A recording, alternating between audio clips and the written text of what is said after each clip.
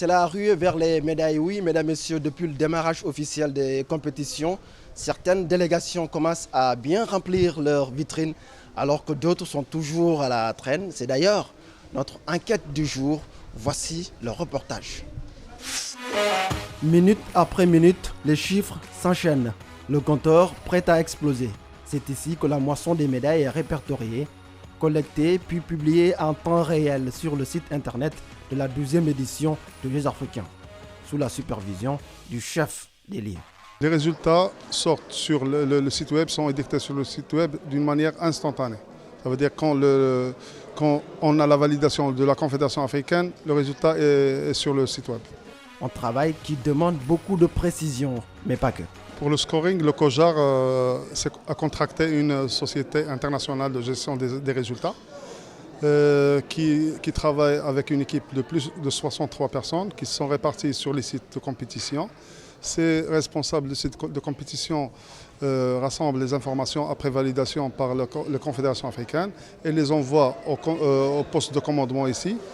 Ce poste de commandement, il rassemble les informations, il les traite, puis il les met sur le site des Jeux africains. Depuis le début de la compétition, une tendance commence à se dégager, surtout dans le haut du tableau, où le mano à mano continue entre le Royaume du Maroc, l'Algérie et l'Égypte.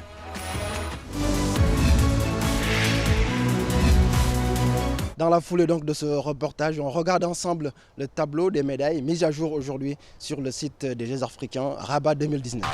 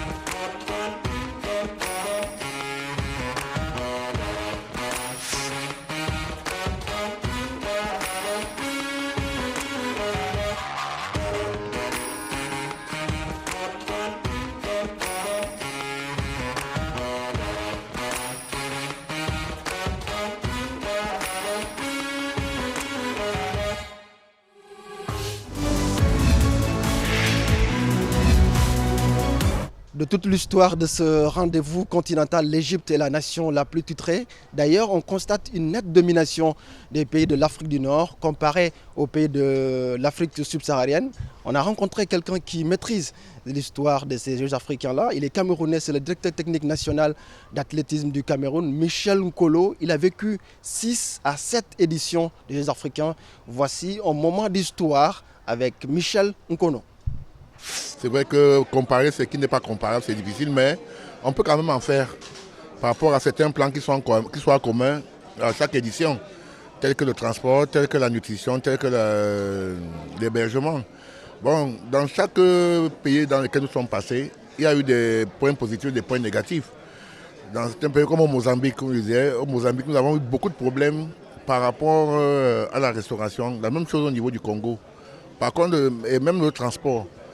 C'est vrai qu'au Congo, les Jeux étaient concentrés à Kintele, dans un même espace. Il y avait des réels problèmes pour le transport. Au 12e Jeu ici à Rabat, il y a une délocalisation des différentes épreuves. Ça fait en sorte que, comme il y a des délocalisations, il y a des décentralisation aussi également des moyens. Nous n'avons pas cet engorgement que nous avons vu pour les éditions précédentes. Et sur le point du transport, sur le point de la restauration. C'est un peu ce genre de comparaison que vous pouvez faire. Pour le logement, tout le monde est bien logé. Mais ce sont ces deux paramètres qui invalident un tout petit peu les rencontres sportives. Vous savez que si le transport n'est pas bien fait, vous arrivez en retard à une rencontre et vous êtes pénalisé. Donc c'est un peu cela, on peut faire ce genre de comparaison. Au niveau du tableau des médailles, on voit une large domination des pays de l'Afrique du Nord. comparé aux pays subsahariens. Et vous qui avez l'expérience, dites-nous, ça a toujours été le cas? Ça a toujours été le cas malheureusement. C'est vrai qu'il y a certains pays qui sortent de l'ornière, comme l'Afrique du Sud et un peu l'Angola. Vous voyez, c'est un peu fait du que ces pays ont des infrastructures viables. Ça, il faut le dire. Dans la zone subsaharienne, en fait, l'Afrique centrale, l'Afrique australe, nous n'avons pas assez d'infrastructures. Par contre, vous voyez, au niveau de tous les pays maghrébins, les infrastructures sportives existent bel et bien. Et à tout moment, ces nations sont capables d'abriter des jeux. Vous voyez, par exemple, le Maroc a pris les jeux, ça fait pas 8 mois. C'est la Guinée équatoriale qui devait abriter ces jeux. Malheureusement, au dernier moment, la Guinée équatoriale ne s'est pas présentée. Vous voyez que le Maroc n'a pas fait de très grands efforts pour faire l'implantation des nouveaux terrains. Ça veut tout simplement dire que c'était déjà existant. Et le fait que ces infrastructures existent, ça permet également à leur encadrement technique d'être au fait et de pouvoir s'entraîner dans les conditions aux douanes par rapport à l'Afrique, j'allais dire l'Afrique noire, si on peut s'exprimer ainsi. Voilà, et pendant ce temps, la compétition continue de nous tenir en haleine sur les différents sites. Voici les temps forts de cette journée qui a été riche en enseignements.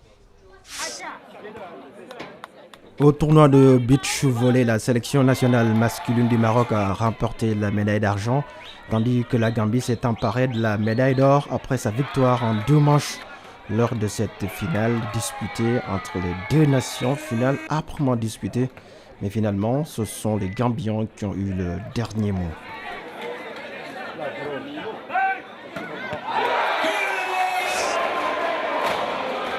Et puis la boxe avec la 2e journée de compétition. Sur le ring, les combattants ne se sont pas fait de cadeaux pour le plus grand bonheur des spectateurs qui ont eu beaucoup de frissons.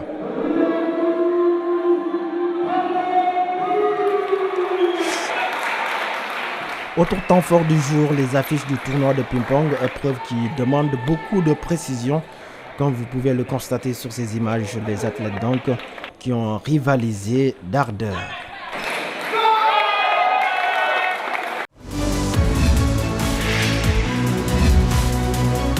Très belle prestation des athlètes donc sur les différents sites tels que Belsilman, Casablanca, El Jadida et ici également à Rabat. Mesdames, Messieurs, l'instant que vous attendiez, l'image du jour. L'image du jour, c'est maintenant.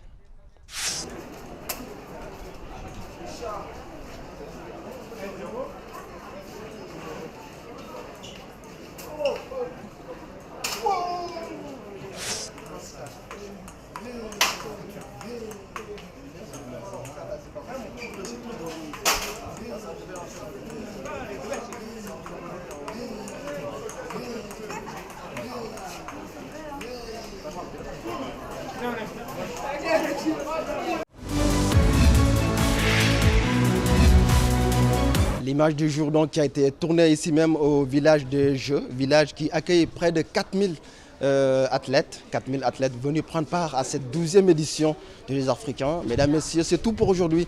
On se donne rendez-vous demain toujours avec le même plaisir.